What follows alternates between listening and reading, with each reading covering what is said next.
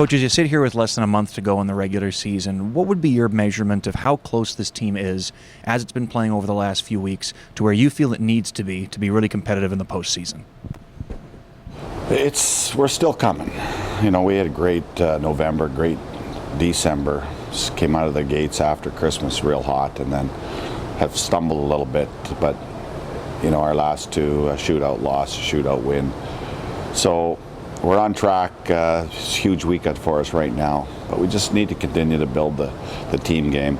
We are healthy, almost. You know, we lost a guy this week, but and it's a work in progress. You know, and the thing for us is to remove the destination from our mind and just think about the journey and the process. Now that the roster's been very much solidified and you're starting to find some chemistry with some of these forward lines, how much has it helped this team kind of come together? And have you noticed a bit more of a togetherness of this team as we've gone over the last few weeks?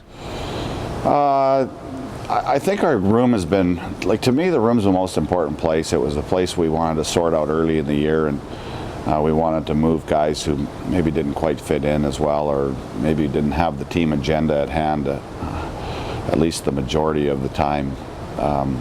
So I believe we've always had a good room and a good environment, a good team. I have moved the lines around a lot. Really, there's only the one line that's been most consistent over the last few weeks as well. And then, of course, with a player like Trent Lofthouse out of the lineup, we've played around with some things on the right side, centerman as well. But I like our combinations now. I like Vanderland in the middle now with Welahoka playing in the middle. We moved Burzan to the middle, and Durkee. You know, it's an area to me that has to be real strong going into the playoffs. And as you mentioned, we've got a short period of time here to get ready. So we really want to hone that position, make sure it's sharp, and then from there we'll build outwards. As much as we talk a lot about the forwards, how have you evaluated Zach Fortin as your goaltender over the last few weeks, especially now that he's in a clear number one role and he's had a lot of playing time so far this year? Are there ways in which you are perhaps more confident in him now as compared to in September based on some of the work and development he's had so far? You know, we knew he'd get better. I had full confidence in Mike Brodeur and what he brings to our organization and how he, you know, the journey he takes in terms of building trust with his goaltenders. I like both our guys, but you know, Zach's been here from the very beginning. We knew he would get better. He's been Player of the Week honors throughout the league, so he's been, I guess, recognized by his peers within the league as well. So as we head down the stretch, the thing is to manage his emotions, his time, his play time, so that he starts to peak here as we get close to the end of February. And actually, we spent some time talking about that as coaches earlier in the week. And what about on the defensive side? I mean, the defense really anchored by a lot of the veterans you have here and guys like Brett McNeil, Will Tomchuk, Zach Wittenberg. And as much as the theme of the season up to this point had been giving up an awful lot of shots, there's no question they've come down. You've outshot your opponent in the last couple of games. Is the defense starting to get to the level you need it to be at too?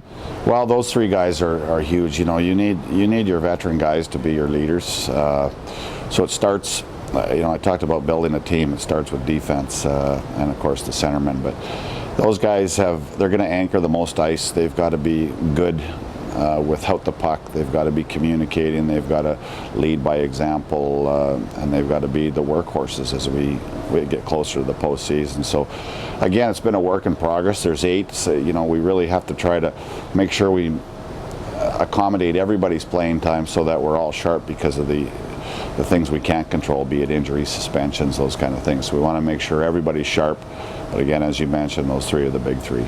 And going forward, what are the biggest elements you're going to be looking for as far as habits you want to see from this team late in the regular season that'll translate into postseason success? Are there things in your earlier coaching career, in the teams you've had that have gone deep in postseason, where you've said this is what sets them apart, and if this Oil Barons team can do that, they could have similar success? Well, it's about resiliency right now. You know, especially you get into a series, you're going to be sore. You've got to play in tough areas. You've got to get back up. You might get knocked down 2, 3, 4, 5 times. It's the 6th time that gives you that chance to block a shot or to score that goal, or you know, whatever we need you to do. And it's team first has been in our locker room since day one. All in has been in our locker room from day one.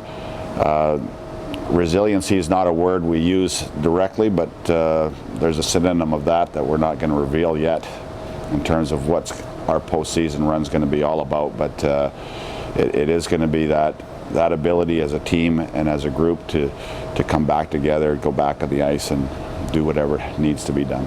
I appreciate the time, Coach. Thanks for doing this. Thank you very much.